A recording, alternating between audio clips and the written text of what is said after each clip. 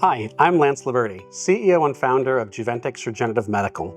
Today I'm going to be taking you through the core equipment necessary to unlock the healing potential of autologous human blood, otherwise known as platelet-rich plasma, and the second generation of platelet-rich plasma known as platelet-rich fibrin, where we'll be activating the platelets to create a fibrin matrix gel suitable for a variety of clinical applications.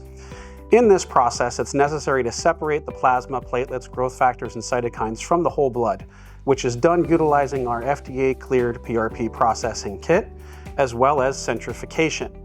Our next step is to photoactivate the PRP. This will help the platelets to release their granulocytes, growth factors, and cytokines, in other words, supercharging the potential of the platelet-rich plasma sample.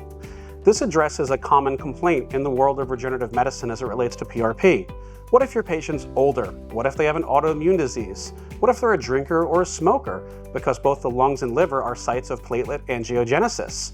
Well, we can create a higher quality sample from a lower quality donation of blood through the process of photoactivation.